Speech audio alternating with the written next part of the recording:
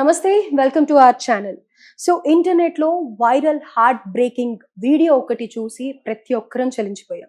దేని గురించి అంటే అతుల్ సుభాష్ కేస్, బెంగళూరు టెక్కీ. మనం గతంలో కోల్కతా కేసు చూసి చాలా బాధపడ్డాం కదా. సో రోజుకొక ఇలాంటి న్యూసెస్ వస్తూ ఉంటాయి. కానీ ఇందులో స్పెషల్ ఏంటి అని అనుకుంటున్నారా? అంటే ఇంట్రెస్టింగ్ది ఏంటి అని అనుకుంటున్నారా? ఆల్మోస్ట్ సగం మందికి తెలిసే ఉంటుంది. ఎప్పుడు ఎక్కడ చూడని విధంగా అబ్బాయి 24 పేజెస్ లెటర్ రాసేసి 90 మినిట్స్ వీడియో తీశారు. ఆ వీడియో చూసిన ప్రతి ఒక్కళ్ళు కూడా కదిలిపోతున్నారు అసలు.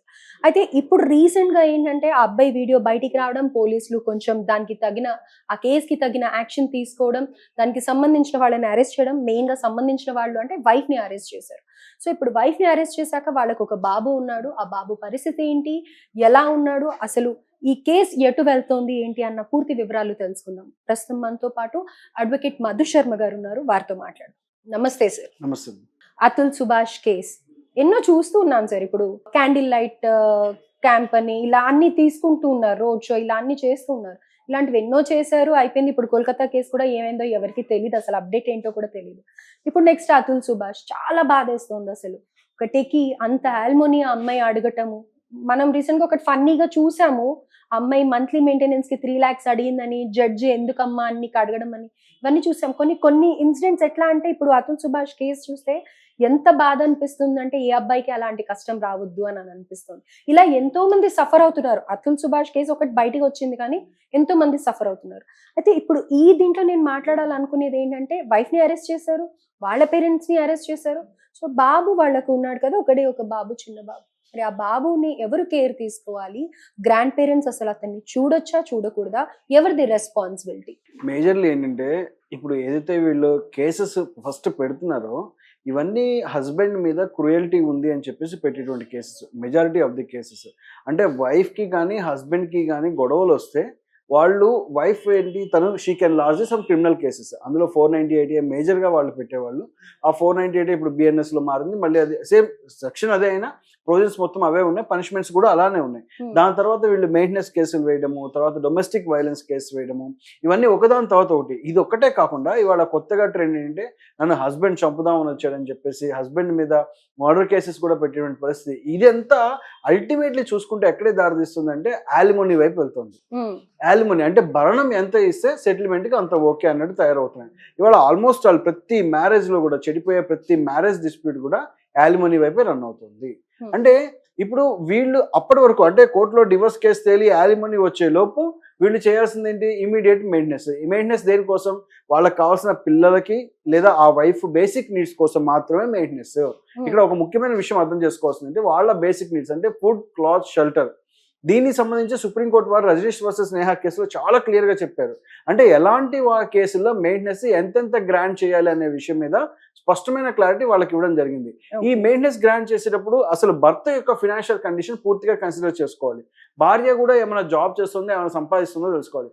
బట్ ఈ అతుల్ సుభాష్ కేసులో ఎక్స్క్లూజివ్గా ఎంత డామినేటెడ్గా క్రూయల్టీ అంటే కాయిన్కి ఒక సైడే విన్నామా అంటే రెండో సైడ్ కూడా ఉంది, నేను కాదనడం లేదు. నిజంగా సఫర్ అయ్యే ఆడవాళ్ళు కూడా ఉన్నారు. బట్ ఇవాళ స్పష్టంగా ఒక క్లియర్గా ఒకతను ఆత్మహత్య చేసుకోవాల్సిన పరిస్థితి తయారైందంటే కేవలం ఈ చట్టాలు మిస్యూజ్ అవ్వడం వల్ల మాత్రమే ఈ పరిస్థితి తలెత్తింది. అందరూ అని అనట్లేదు, కొంతమంది వల్ల. 100%. కొంతమందిలో కూడా ఎంతమంది 100కి 99 మంది మిస్యూజ్ చేస్తున్నారు.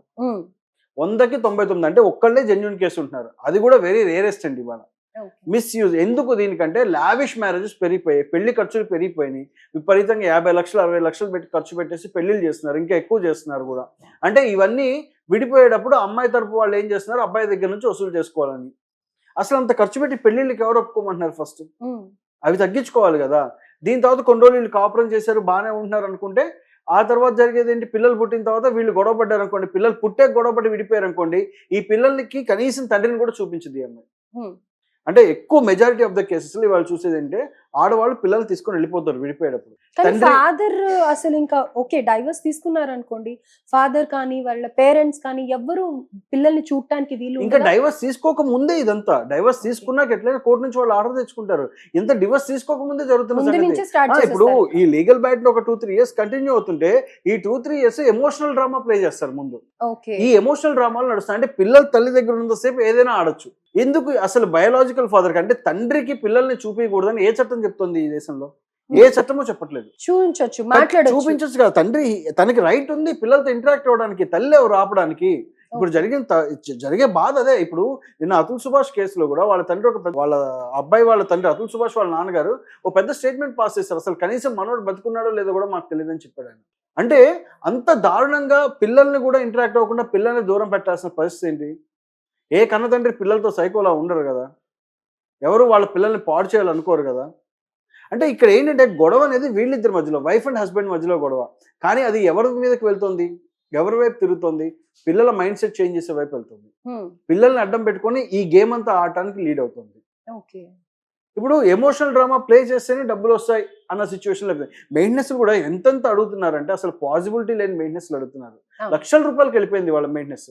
అంటే ఇద్దరి పరిస్థితులు చూసి ఒక జడ్జిమెంట్ ఇచ్చి ఇంత అమౌంటే అనేది ఏం ఎక్కడ రూల్లో ఎక్కడ లేదా? ఖచ్చితంగా ఉంది కదా. ఇప్పుడు సుప్రీంకోర్టు వారు Rajneesh versus Neha judgement pass చేసింది అందుకు కదా. ఆ జడ్జిమెంట్ అప్పుడు మీరు ఈ మల్టిపుల్ ఫ్యాక్టర్స్ అన్ని కన్సిడర్ చేసుకోవాలని చాలా క్లియర్ గా చెప్పారు కదా. ఇక్కడ అతుల్ సుభాష్ కేసులో కూడా షీ ఈజ్ ఆల్సో వర్కింగ్. అవును, మరి వర్కింగ్ ఉమెన్ ఉన్నప్పుడు అంతంత మెయింటెనెన్స్ ఇవ్వరమ్మా. ఇప్పుడు జరిగేది అదే. అంటే బేసిక్ గా కొంత ఇస్తారు, 1/3 వరకు ఇవ్వడానికి ఎలిజిబిలిటీ ఉంటే ఇస్తారు, చూసుకుంటారు. పిల్లాడి స్కూల్ ఫీజు వాటి వరకు ఎంత ఖర్చు అవుతుంది, వాటికి లేదా మెడికల్ ఎక్స్పెన్సెస్ ఏమైనా ఉన్నాయా, వాటన్నిటి వరకు ఇస్తారు. అత్యాస ఎంత అయిపోయిందంటే మెయింటెనెన్స్ ఇస్తున్నారు కదా అని అప్పటి వరకు 30,000 పోనీ 25,000 అద్దెకు ఉండేవాళ్ళు అప్పటి నుంచి 50,000 ఇంటికి అద్దెకు వెళ్ళడానికి మారుతున్నారు. నా రెంట్కి ఇంత అయిపోయింది, ఇంత ఎక్స్పెన్స్ అవుతుంది నా రెంట్కి, నేను రెంట్ పే చేయాలని. సగం మెయింటెనెన్స్ కేసుల్లో ముందు పెట్టేదే రెంట్ ఎక్కువ ఉంటుంది అన్నెసరీగా.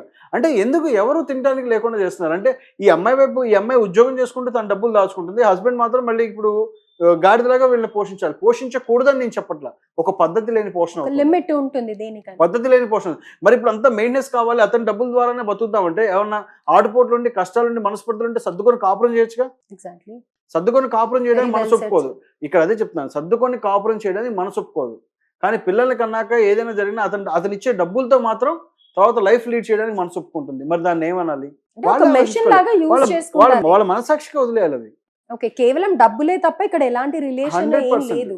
ఇవాళ లాస్ అనేది అంత దరిద్రంగా మిస్యూజ్ అయిపోయింది. అందుకే ఇవాళ ఆయన బలవ్వాల్సి వచ్చింది. ఇలా అతుల్ సుభాష్ చనిపోయాడు, సూసైడ్ చేసుకున్నాడు.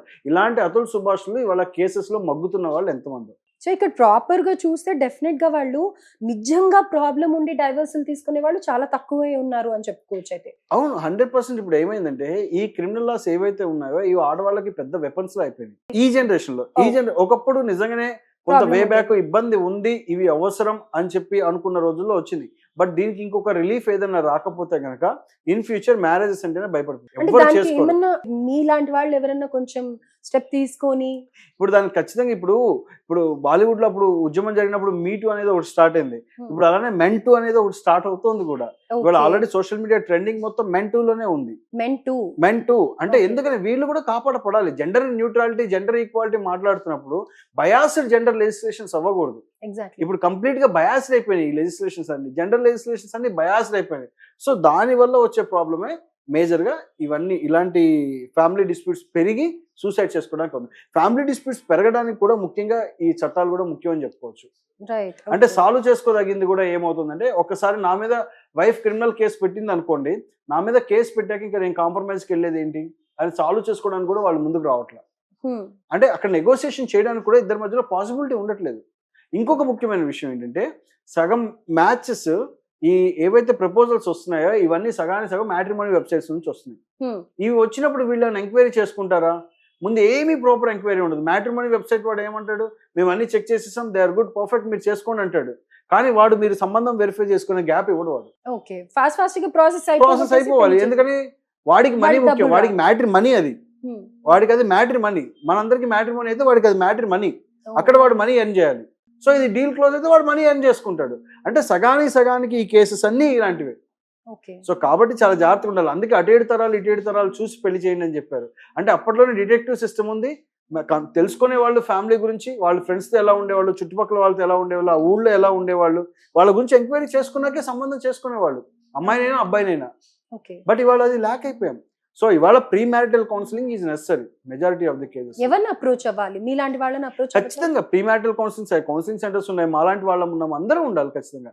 ప్రీ మ్యారిటల్ కౌన్సిలింగ్ చాలా ఎసెన్స్. ఎందుకు ఎలాంటి లైఫ్ లీడ్ చేస్తున్నాం అనే క్లారిటీ పెద్దవాళ్ళు ఇవ్వట్లా పిల్లలకి, లేదా పెళ్ళైన తర్వాత ఇతను బేర్ చేయగల ఎక్స్పీరియన్స్ అనేది పెద్దవాళ్ళు చెప్పట్లా. ఇవాళ ఎలా అయిపోయిందంటే అసలు పెళ్లిళ్ళు కావట్లేదు, ఏదో ఒక అమ్మాయి అబ్బాయి దొరికారు పెళ్లి చేయండి అన్నట్టు తయారయ్యారు పేరెంట్స్ కూడా. అయితే అసలు అలాంటి పెళ్లిళ్ళు అవ్వకపోవడమే బెటర్. 100% మంచి సంబంధాలు కాస్త నిదానంగా ఒకళ్ళనొకళ్ళు సర్ది చెప్పి కౌన్సిలింగ్ చేసి ఆగే సంబంధాలు అయితే ఎవరైనా హ్యాపీగా ఉంటారు. ఈ బాధలన్నీ ఎవరు పడతారు పెళ్ళైన తర్వాత? ఇప్పుడు వాళ్ళందరూ అంటున్నారు. ఇప్పుడు మీరంతా మాట్లాడిన తర్వాత నాకు ఏమనిపిస్తుంది అంటే, పూర్వం పెళ్లి సంబంధాలు పెళ్లి చూపులప్పుడు బ్రహ్మ ఒక్కరు కూర్చునేవాళ్ళు కదా, కానీ ఇప్పుడు ఒక లైఫ్ కోచ్ ఒక అడ్వకేట్ కూడా కూర్చొని కౌన్సిలింగ్ చేస్తూ పెళ్లిళ్ళకి ముందుకు తీసుకెళ్తే బాగుండేమో అని అలా అని కాదులే, కానీ అంటే ప్రీ మ్యారిటల్ కౌన్సిలింగ్ అంటే పెళ్లి కన్నా ముందే ఇద్దరు ఎవరైనా కౌన్సిలర్ని సంప్రదించడమో, లేదా ఎవరైనా పెద్దవాళ్ళు, పోనీ కౌన్సిలర్ ఈజ్ నథింగ్ బట్ ఇంట్లో పెద్దవాళ్ళే అమ్మా, పోనీ ఇంట్లో పెద్దవాళ్ళతోనే కూర్చొని ఇది మా ఎక్స్పెక్టేషన్స్ ఇలా ఉన్నాం, అతని ఇన్కమ్ ఇంత లెవెల్, ఇన్కమ్ క్యాపబిలిటీస్ ఎలా ఉన్నాయి చూసుకొని అప్పుడు సంబంధం చేసుకోవడం చాలా ఉత్తమం. సంబంధం దొరికింది కదా అని వాళ్ళు చేసేస్తున్నారు, అది చాలా ప్రమాదం. అయితే ఇప్పుడు మీరు అన్న మీ టూలో అతుల్ సుభాష్ లాంటి ఇంకా అతుల్ సుభాష్లు బయటికి రాకుండా ఉండాలి అంటే, ఇట్లా సూసైడ్ లో చేసుకోకుండా ఉండాలి అంటే ఏమన్నా ఒక 2-3 పాయింట్స్ చెప్పండి సార్. వాళ్ళు ఎలాంటి ఇప్పుడు steps మెన్ తీసుకోవాలి? టూలో ఇలాంటివి అవ్వకూడదంటే వీళ్ళకి ఒకటే, ఫస్ట్ 498 కేసు లేకపోతే క్రిమినల్ కేసు ఏమైనా పడితే వాటికి క్వాష్ చేసుకునే ఆప్షన్ వీళ్ళకు ఉంది. వీళ్ళ ప్రమేయం లేకపోతే ఖచ్చితంగా క్వాష్ చేసుకోవచ్చు. వీళ్ళ మీద పెట్టిన క్రిమినల్ ఎలిగేషన్స్ నుంచి వీళ్ళు డిశ్చార్జ్ అవ్వచ్చు. హస్బెండ్ మీద క్రుయల్టీ పెట్టిన ఆ క్రుయల్టీ కోర్టులో ప్రూవ్ అవ్వాల్సి ఉంటుంది.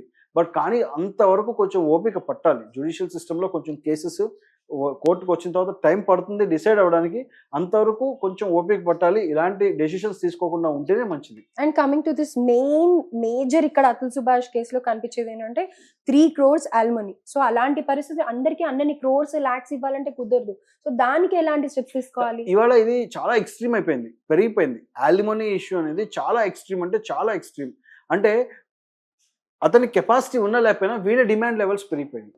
ఇది చూస్తారా? ఇది కన్సిడర్ చేస్తారా? అతనికి వచ్చే శాలరీ ఏంటి అంటే, ఇక్కడ వాళ్ళ పేరెంట్స్ ప్రాపర్టీని కూడా అమ్మాయికి ఇచ్చే సిచ్యువేషన్ అని అనేసి భయపడిపోయాడు అని అంటున్నారు. సో వాళ్ళ పేరెంట్స్ ప్రాపర్టీ అమ్మాయికి వెళ్తుందా అలా? ఇప్పుడు కొత్తగా నేను పొద్దున వింటున్నాను, గ్రాండ్ సన్ మెయింటెనెన్స్ పేరెంట్స్ మీద, అంటే గ్రాండ్ పేరెంట్స్ మీద ఉంటుంది కదా అని చెప్పి వాళ్ళు పాయింట్లు లేవనెత్తారట. 100% ఓకే, నేను కాదన్ను. నిజంగా హస్బెండ్ చనిపోయినప్పుడు గ్రాండ్ పేరెంట్స్ చూసుకోవాల్సిన అవసరం ఉంది. పిల్లాడి గ్రాండ్ పేరెంట్స్ ప్రాపర్టీ ఉంటే వస్తుంది, అది సాధ్యమే. But grand parent self acquired, తనే సొంతగా కష్టపడి సంపాదించాడు అనుకోండి, అతను వీళ్ళమాయ కానీ అతను ప్రాపర్టీ గిఫ్ట్ కానీ ఎవరికైనా చేసుకోవచ్చు, మనవాడికి ఇవ్వాలని రూల్ లేదు. ఇలా బెదిరిస్తే కనుక వాళ్ళు అలానే చేస్తారు. మనవాడికి ఇద్దాం అనుకున్నా సరే కానీ వాళ్ళు అలానే చేస్తారు. బట్ గ్రాండ్ పేరెంట్ మెయింటెనెన్స్ మాత్రం మళ్ళీ గ్రాండ్ పేరెంట్ ఇవ్వాలని డిమాండ్ చేస్తారు.